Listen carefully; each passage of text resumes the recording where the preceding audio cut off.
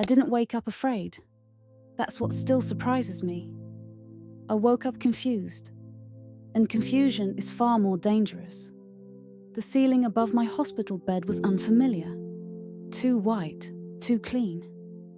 A small crack ran diagonally near the corner, like someone had tried to escape and failed. My mouth tasted like metal. My arms felt heavy, as if someone had laid invisible weights across my chest while I slept. I blinked. Once. Twice. Then memory rushed back in pieces. The surgery, the complications, the long night where nurses whispered instead of spoke. I was alive. That mattered. The nurse noticed my eyes opening and smiled with professional relief. "Good morning," she said softly. "You've been out longer than expected." "How long?" I asked. She hesitated. That was the first warning. "Almost 3 weeks," she said. 3 weeks. In 3 weeks, entire lives can be rearranged. I asked for my phone. She handed it to me with both hands, like it was something fragile or something dangerous. The screen lit up. No missed calls, no messages. Not from my daughter, not from my son. I told myself they were busy, worried, waiting until I was stronger. That lie lasted exactly 30 seconds. A man in a grey suit arrived later that morning. Not a doctor, not a nurse. Administration. They always come with folders. "Mrs. Parker," he said, pulling a chair closer to my bed. "We need to discuss your discharge plan." I nodded. "Of course," I said. "I'll need to go home." He cleared his throat. "That's part of the issue." I frowned. "What issue?" He opened the folder. Paper after paper. Tabs. Highlighted lines. "Well," he said carefully, "according to the information we received, you no longer have access to your previous residence." The words didn't make sense. Not immediately. Like hearing a foreign language spoken slowly. You recognize the sounds, but not the meaning. "I don't understand," I said. He nodded. "That's understandable." He slid one document closer. A property transfer notice. My address at the top. My address. "The house was sold," he said gently. "Your children handled the transaction." I laughed. A short, broken sound that hurt my throat. "That's impossible," I said. "I was unconscious." "Yes," he replied. "That's what makes this delicate." Delicate.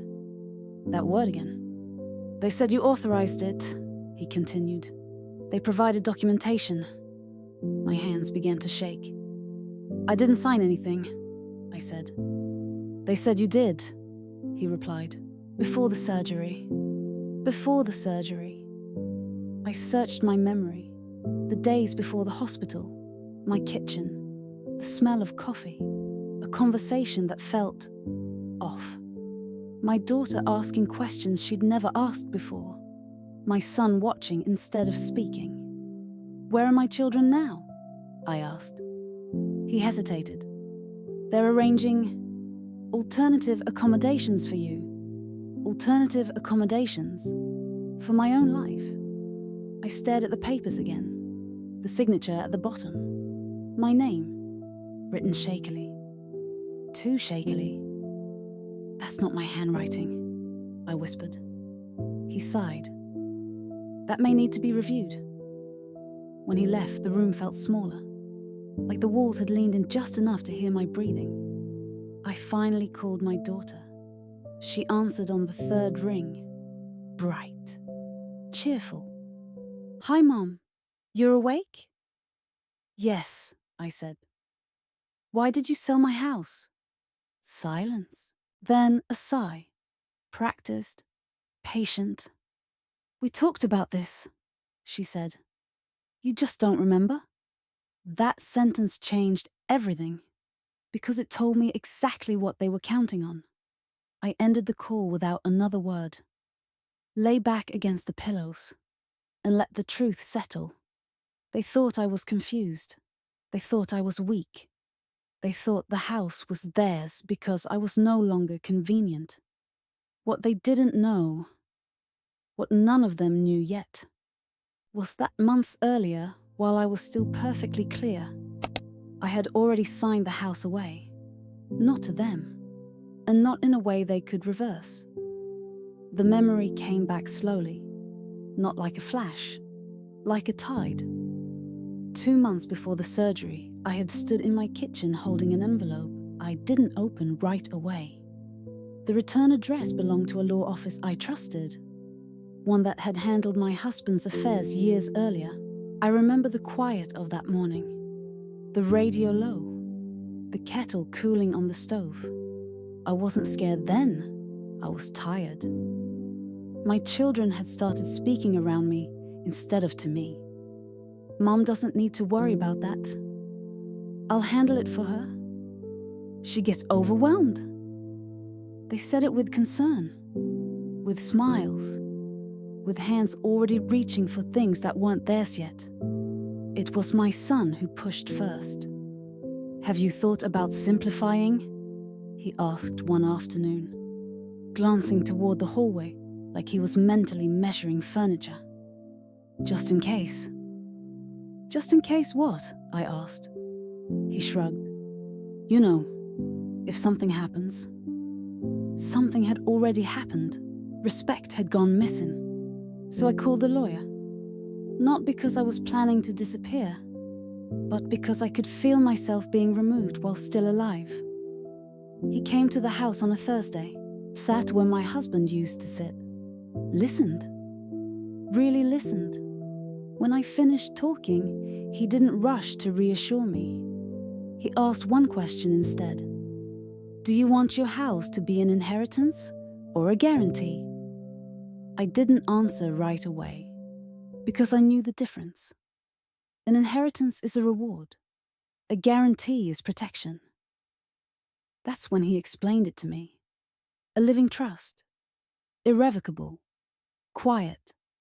The house would no longer be mine in the way my children expected, but I would be its sole lifetime beneficiary. I could live there, control access, decide its future, but I could not sell it, and neither could anyone pretending to act for me. "Once it's signed," he said carefully, "no power of attorney can override it." I smiled. "Good," I said, "because I don't trust how quickly people decide for me." I signed that afternoon. Clear-headed, unafraid, fully present. There were witnesses, video documentation, medical clearance from that same week. Everything neat, everything boring. The best kind of protection. What my children didn't know was simple. They never asked, they assumed. And assumption is greed's favorite disguise. Back in the hospital, staring at forged documents they thought were final, I finally understood their mistake. They hadn't checked the county records. They hadn't spoken to a title company. They hadn't consulted my lawyer. They were in a hurry, because urgency makes people sloppy. That afternoon, a nurse returned with a tablet. "Your children are calling," she said carefully. "They're upset. They say there's been a misunderstanding." I smiled faintly. "No," I said. "There's been a revelation." I asked her to bring the administrator back, and when he arrived, I gave him one phone number. "Call this lawyer," I said. "Ask him who owns my house." He did, right there in front of me. I watched his expression change as the call went on. Brows tightening, pen pausing mid-note. When he hung up, he looked at me differently. "Mrs. Parker," he said slowly, "the house is not listed under your personal assets." "I know," I replied. "That's why it's safe." He swallowed. "The sale," he said, "cannot legally proceed." I nodded. "I thought so." My phone buzzed immediately. My daughter, then my son, then both again. I didn't answer. because now it was their turn to wait. They thought they had sold my house. What they had actually done was expose how little they respected the idea that I might still be thinking. And soon, very soon, they would have to explain that mistake to people who didn't care about family dynamics. Only facts. The first call came from a stranger. That's how real consequences usually begin. "Mrs. Parker?" a man asked. His voice was careful, professional. "This is Thomas Reed. I'm calling regarding the property on Willow Crescent. My house." "Yes," I said. "What about it?" There was a pause, papers shifting, a breath taken. "We're scheduled to close in 48 hours, he said. "But our title company flagged an issue." An issue? Such a small word for something so large. "What kind of issue?" I asked. "Well," he said slowly, "according to county records, the property is held in an irrevocable living trust."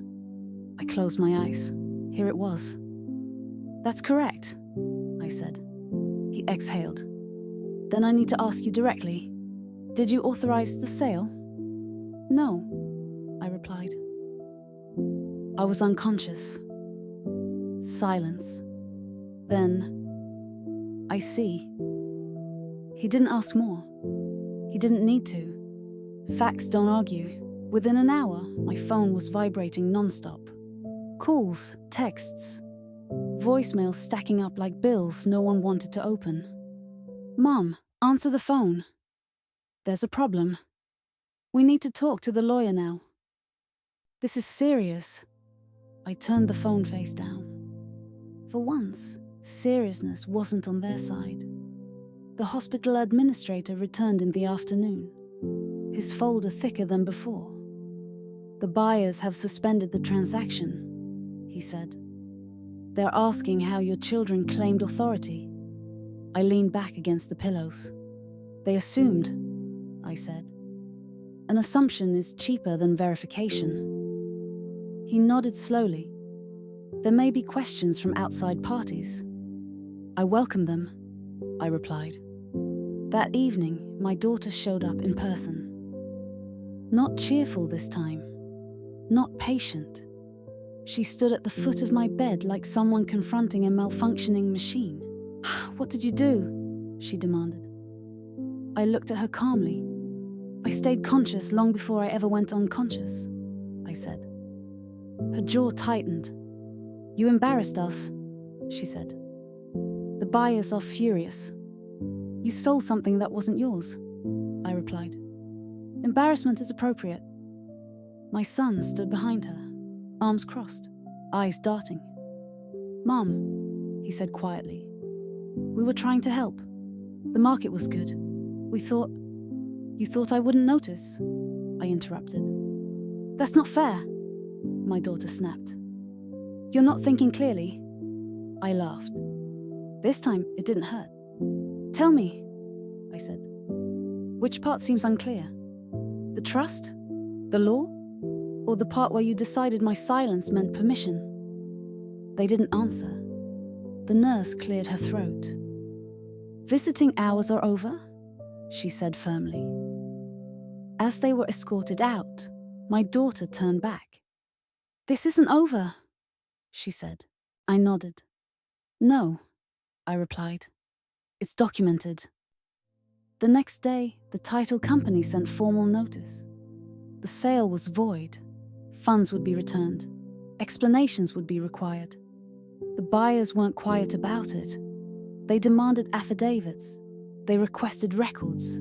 They asked why forged signatures had been used. My children had wanted speed. What they got was scrutiny. By the end of the week, my lawyer called. "They're claiming you gave verbal permission," he said dryly. I smiled. "Verbal permission doesn't transfer real estate," I replied. "No," he agreed. "It transfers blame." The hospital filed its own report because documents had been signed during my incapacitation, because forged authority had been used, because someone thought family meant immunity. I stared out the window at the parking lot below. Cars coming and going, lives moving forward. They thought selling my house would simplify things. Instead, it complicated everything. And the worst part, for them, was that this was no longer just between us. The investigator didn't arrive with handcuffs. She arrived with a notebook. That was worse. Her name was Miss Alvarez. She wore flat shoes, a grey blazer, and an expression that suggested she'd heard every excuse already and had stopped believing most of them. She pulled a chair beside my bed. "I'm here because there are questions about a property transaction that occurred while you were medically incapacitated," she said calmly. "And because the documents provided raised concerns." "Concerns?" I asked. She nodded. "About consent?" Consent. Such a simple word, such a powerful one. She asked me to walk her through the days before my surgery. What conversations I remembered. Who had visited? Whether anyone had asked me to sign anything. "No," I said. "No one brought papers. No one explained anything. I trusted my children to wait." She wrote that down, carefully. "Did you grant power of attorney to either child?" she asked. "Yes," I replied. "Years ago. Limited. Medical decisions only. No authority over property." She looked up. "Are you certain?" "Very," I said. "My husband insisted." That answer seemed to interest her. She asked for my lawyer's contact information. I gave it to her. Later that day, Mr. Reynolds called. "They sent me copies of the power of attorney your children submitted," he said. "They're altered." "Altered how?" I asked. "Sections expanded," he replied. "Language added that doesn't match the original filing." I closed my eyes. "Forgery isn't loud. It's meticulous." "The county clerk confirmed it," he continued. "Those documents don't exist in official records." "What does that mean?" I asked. He paused. "It means someone created authority that wasn't there. My children stopped calling after that. Not immediately, but noticeably. The buyer's attorney requested sworn statements. The title company requested explanations. Adult Protective Services requested a full timeline. This wasn't family drama anymore. It was a procedural mess. Miss Alvarez returned 2 days later. This time, she didn't bring a notebook. She brought copies. "These are the documents your children submitted," she said, laying them out. "And these are the originals on file." The differences were subtle. A paragraph added, a line reworded, a signature shifted. "Do you recognize these changes?" she asked. "No," I said. "Did you approve them?" she asked. "No." She nodded. That's what I needed to confirm. She didn't accuse. She documented. That's how systems work when they stop listening to stories and start reading facts. That evening, my son finally called. His voice was low, careful. "Mom," he said, "things have gotten complicated." I smiled. "They were complicated when you sold my house," I replied. "Now they're accurate." He swallowed audibly. "They're saying the power of attorney wasn't valid." "It wasn't," I said. "They're saying..." He hesitated. "They're saying it looks like fraud." I closed my eyes. "Then you should tell the truth," I said. "Quickly." He didn't answer. That told me more than words could. The hospital cleared me for discharge that Friday. The nurse asked the usual question. "Where will you be staying?" "At home," I said. She smiled. "The house on Willow Crescent?" "Yes," I replied, "the one that was never sold." I could feel it then, the shift. My children had moved from confident to cornered, and cornered people don't plan well. What they had meant as a quiet transaction, a shortcut, had become a spotlight. And it was about to follow them home. I didn't tell my children the exact day I was coming home. That wasn't strategic. It was instinct. The discharge nurse wheeled me to the curb just after noon. The sun felt sharper than I remembered, like the world had moved on without waiting for me to catch up. My friend Helen picked me up. She didn't ask questions. She just drove. When we turned onto Willow Crescent, my chest tightened. The oak tree was still there. The mailbox leaned slightly to the left. The house stood exactly where it always had. Solid, unmoved, unimpressed by other people's plans. Helen helped me to the door. I took the key from my purse. It fit. Of course it did. Inside, the air felt wrong, not hostile. Rearranged. The furniture wasn't where I'd left it. My husband's armchair was pushed against a wall, like it had been in the way. A bookshelf had been half emptied. Drawers looked searched, not packed. They hadn't been preparing the house for new owners. They'd been preparing it for themselves. I sat down slowly and let it settle. They hadn't just sold my house. They'd already started living like I was gone. That evening, the first knock came. My daughter. I recognized the rhythm immediately. Impatient, certain. I didn't open the door.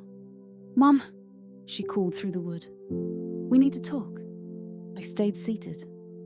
"We already did," I said calmly. "In writing." "You can't shut us out," she snapped. "We're family." I smiled. "That didn't stop you from selling my house?" I replied. She tried the handle, locked.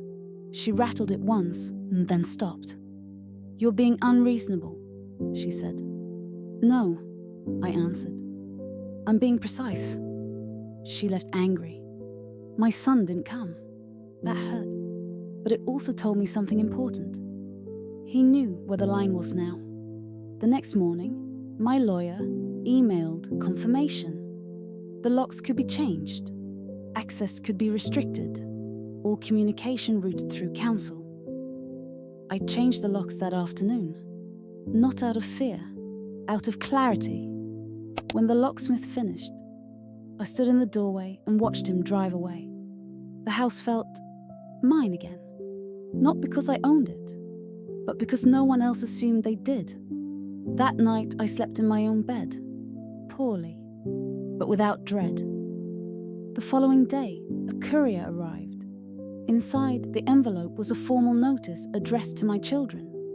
Clear, firm, unemotional. They were no longer authorized to enter the property. Any attempt would be considered trespass. Any further financial action in my name would be reported. I taped a copy inside a kitchen drawer, not as a threat, as a reminder. Neighbors stopped by quietly. "I heard there was confusion," one said. "Yes," I replied. "There was." They didn't press. People who have lived long enough know when silence is respect. That afternoon, my son emailed. I didn't know how far it went. I should have stopped it. "I won't come by unless you ask." I read it twice, then once more. I didn't reply. Not yet. Because apologies are words. And I was watching for behavior. The house creaked at night the way it always had. Pipes knocked. The oak tree brushed the window. Everything familiar. Everything reclaimed. They thought losing the house would be the punishment. What they were about to learn was that losing access changes everything. The first sign came quietly. A transfer. I noticed it while balancing my checkbook at the dining table, the afternoon light slanting across the page the way it always had. One line stood out. An outgoing payment I didn't recognize, dated 3 days earlier. It wasn't from me. It was from my son. I called Mr. Reynolds. He didn't sound surprised. He covered the buyer's penalties, he said, out of pocket. How much? I asked. He named the number. I sat back. It was not a small number. It was the kind of number you only pay when you understand you've crossed into consequences. He didn't have to do that, I said. No, Mr. Reynolds replied. But it was the fastest way to stop the buyers from pushing further. And my daughter? I asked. A pause. She hasn't, he said, and she won't. That evening my son came by. He didn't knock. He waited at the end of the driveway. I stepped onto the porch. We stood there a long moment, the distance between us doing more talking than either of us could. I fixed what I could, he said finally. I know, I replied. He swallowed. They're asking about the trust now, he said. They didn't know it existed. They didn't ask, I said. He nodded. They're asking now. I looked at him carefully. Do you know what happens when people ask too late? I asked. He shook his head. They learn what they weren't meant to control, I said. That night, Mr. Reynolds sent an email marked urgent. There was an attachment. A single clause, buried deep in the trust. Expansion clause. I had forgotten about it. Most people do. The clause was simple. If any party attempted to sell, transfer, or encumber the property in bad faith, the trust would automatically absorb any assets linked to the attempt. Not as punishment, as protection. I stared at the list. Accounts my children assumed were future inheritances. A joint investment account I'd funded years earlier. A savings bond my daughter had once asked about for later. All now folded into the trust, untouchable. I felt dizzy, not from fear, from scale. My husband had insisted on that clause years ago. If someone tries to rush you, he'd said, make sure time pushes back. I hadn't argued. The next morning, my daughter called. I answered. What did you do? She demanded. I didn't do anything, I said.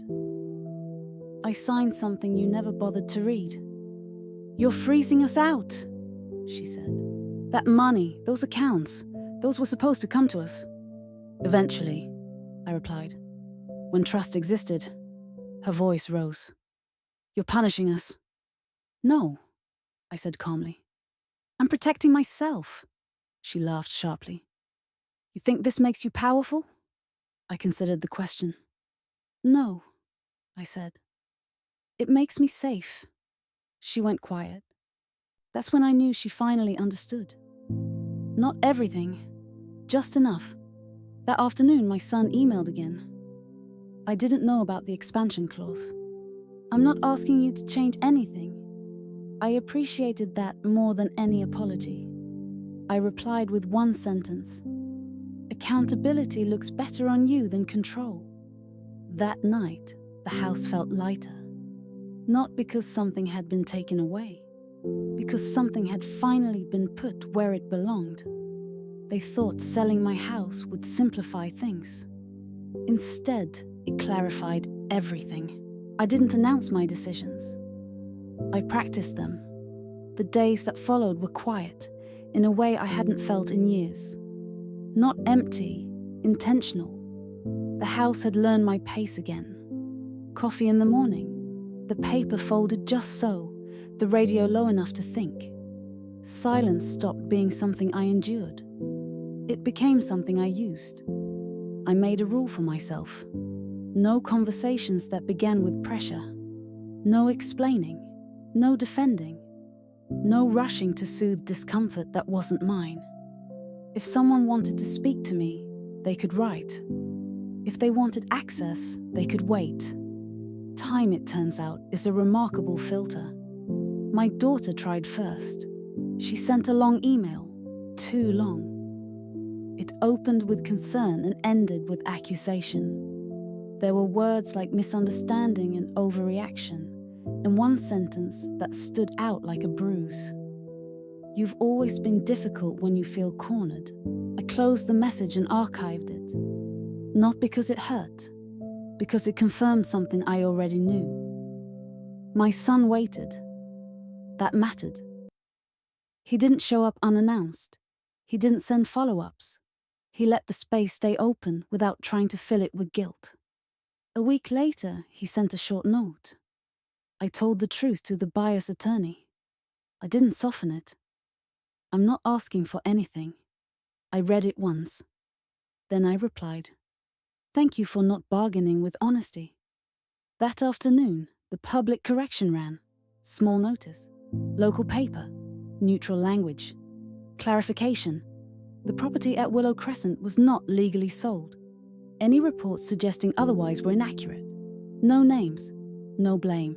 Just facts. Facts are quiet, but they travel. Neighbors began stopping me on my walks. "I'm glad you're home," one said. "That must have been frightening," said another. I nodded. I didn't elaborate. The story didn't belong to them. What surprised me most was who didn't reach out. People who had been very interested before. Relatives who had opinions when they thought there was something to gain. Silence works both ways. One afternoon, my son came by with groceries. He didn't knock. He texted, "I'm outside. If now isn't good, I'll leave them on the porch." I waited a full minute before answering. "You can come in." We sat at opposite ends of the table. No small talk. No rehearsed apologies. "I know you don't trust us," he said finally. "I don't trust behavior that assumes entitlement," I replied. "Trust is still possible." He nodded. "I understand." I believed him. He left an hour later without touching anything that wasn't offered. That mattered too. That night, I updated one more line in the trust. Not about assets, about access. Entry to the property and participation in decisions shall be granted by invitation, not expectation. Simple, clear, human. I slept well. Because boundaries, when respected, feel like relief, not walls. The house no longer felt like something to defend. It felt like something I could shape. And the next choice wouldn't be about who was allowed in. It would be about what I wanted this place, and this time, to become. The knock came on a Tuesday afternoon. Not sharp, not demanding, careful. I looked through the window before opening the door. It wasn't my daughter, it wasn't my son. It was a woman I recognized only vaguely. Someone I'd met years ago at a school event when my children were still young, and I still believed family loyalty was automatic. Her name was Linda. She looked smaller than I remembered. "I'm sorry to come without calling," she said quickly. I didn't know who else to ask. I stepped aside. "Come in," I said. She sat on the edge of the chair like she expected to be told to leave. "I heard what happened," she began. "Not the gossip, the real part." I didn't correct her. She continued. "My sister, she's in the hospital. Her kids are talking about arrangements." I recognized the words. I felt something tighten in my chest. "Sit back," I said gently. "You don't need to rush." She told me the story. Too familiar. A house discussed without the owner present. Decisions made under the word care. Documents appearing late. "I don't know what to do," she said quietly. "I don't want to overstep." I thought about the trust, the clause, the protection it offered, and the responsibility that came with it. "I can't fix this for you," I said honestly. "But I can tell you what to ask. And who." Her shoulders dropped. "That's more than anyone else has done," she said. I gave her Mr. Reynolds' number, explained the difference between help and control, between concern and urgency. She wrote everything down like it mattered, because it did. After she left, I stood in the hallway for a long time. The house felt attentive, like it was listening. That evening, my daughter sent another message. Short, uncharacteristically so. Can we talk? Just us. I didn't answer right away. I went into the living room, sat in my husband's chair, listened to the quiet. I realized something important then. Compassion doesn't require proximity, and access is not the same as mercy. I replied with one sentence. We can write. No anger, no invitation, just clarity. The reply came quickly. That's not fair. I didn't respond. Fairness is not the same as balance. Later that night, I opened the trust file again. Not to change anything, to understand it. The house wasn't just shelter anymore. It was precedent. Proof that age didn't cancel agency. That quiet didn't mean consent. That preparation mattered. I thought about Linda's sister, about how often these stories repeat, because people are taught not to question help. I knew then what the next step had to be. Not for revenge, for continuity. The house had protected me. Now it could protect others, but only in the way I chose. The invitation came printed. That alone told me it wasn't sincere. A community meeting, neighborhood association, open forum.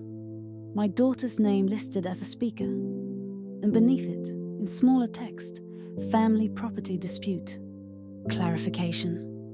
I stared at the paper for a long time. She hadn't asked me to come. She'd assumed I would. I went anyway, not to confront, to witness. The room smelled like old carpet and burnt coffee, folding chairs, a microphone that squealed when someone adjusted it. People I'd known for years sat in polite rows, curiosity tucked behind folded arms. My daughter stood at the front, confident, prepared. She smiled when she saw me, but the smile slipped quickly, like she hadn't expected me to actually show up. She spoke carefully, about concern, about stress, about how hard it is to care for aging parents. Not once did she say my name. Not once did she mention consent. Then someone raised a hand, a woman I didn't know well. But wasn't the house already in a trust? She asked. That's what the notice said. The room shifted. My daughter hesitated. Just a second, too long. Well, she said, there were misunderstandings. I stood. The microphone felt warm in my hand. I'd like to clarify, I said calmly.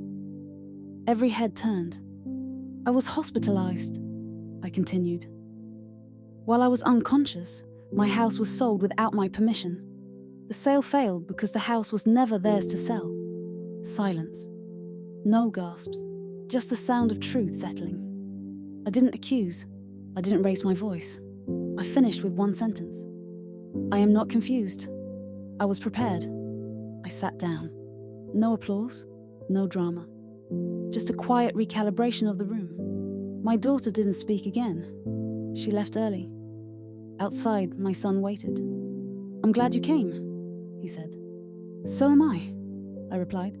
Now, no one has to guess. That night, I understood forgiveness differently. Not as reconciliation, but as release. I didn't need her apology. I needed my life to stop being discussed like a project. Back at home, I opened the trust file one last time, added a final note. Not legal, but personal. This house exists to protect presence, not entitlement, not urgency. I closed the folder, put it away. And for the first time since the hospital, I wasn't anticipating the next move. I was living inside the one I'd chosen. I didn't make another announcement. I made tea. That's how the last decisions came. Quietly, without witnesses.